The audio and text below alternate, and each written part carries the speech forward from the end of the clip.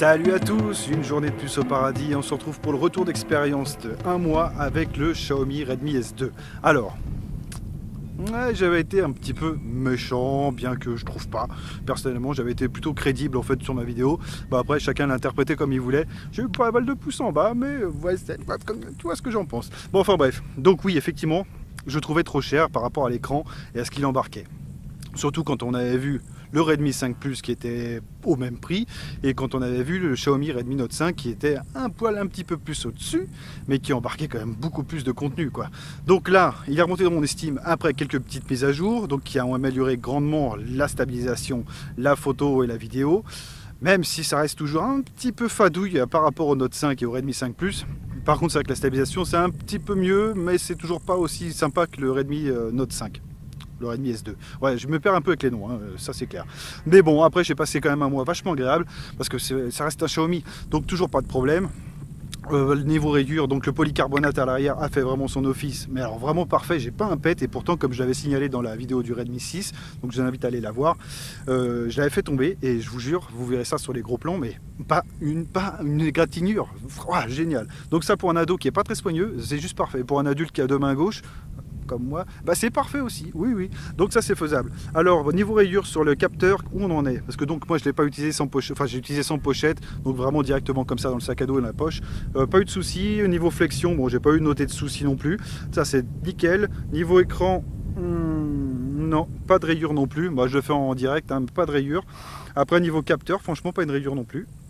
Ah si, non, même pas, c'était... non, c'est de la poussière. Non, pas de problème, le capteur d'empreinte fonctionne toujours bien. J'ai même eu, je dois bien l'avouer, donc avec le multitouch 10 points, j'ai eu vraiment... Je remets mes lunettes, hein, je suis désolé, mais le soleil est vraiment agressif là en ce moment. Ça va mieux, donc, je suis désolé, ça se fait pas, mais je préfère commencer la vidéo et vous le dire. Mais bon, voilà. Donc ouais, donc j'ai pas noté de soucis et même au contraire, il a monté dans mon estime en jouant à Bullet Force. Je me suis fait des sessions à nouveau avec celui-là et c'est parfait parce que le multipoint réagit très bien.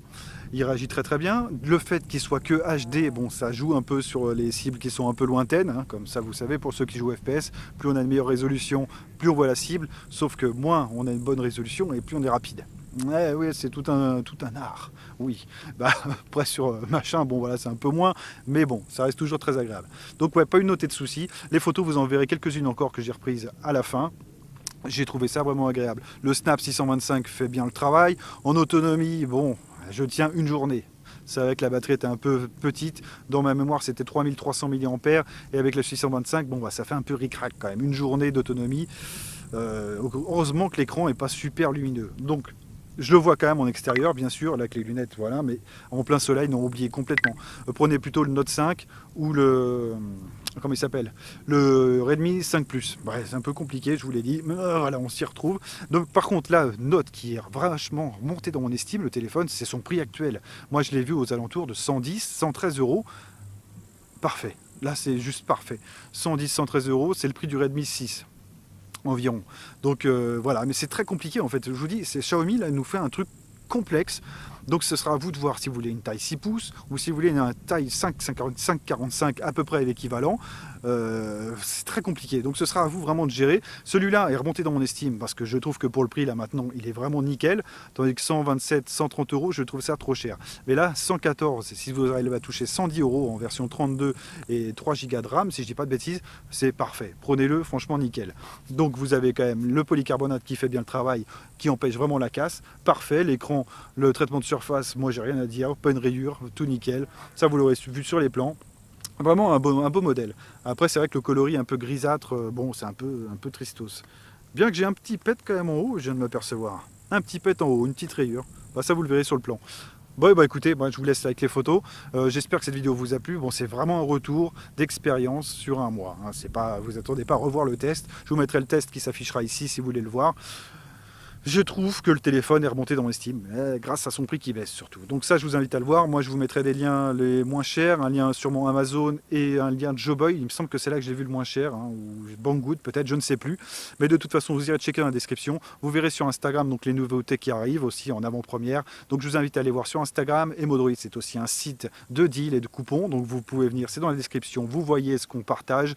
On a des bons tarifs, surtout sur le Sharp Aquos S3 Mini. Ça, c'est l'affaire en or de 2018. mon pote. Ouh, que oui, j'adore. Donc voilà, je vous laisse avec les photos. Vous me direz ce que vous en pensez dans les commentaires, comme à l'accoutumée, parce que je sais qu'il y en a beaucoup qui l'ont eu. Je me suis fait un peu taper sur les doigts. Ouais, l'écran, il est pas si mal, machin. Ben, oui, mais moi, je vous donne mon vrai avis. Après, si je vous dis, ouais, l'écran, il est génial, tout est génial, ça rime à quoi? Bah, plus rien. Autant devenir politique, hein. Allez, ciao tout le monde.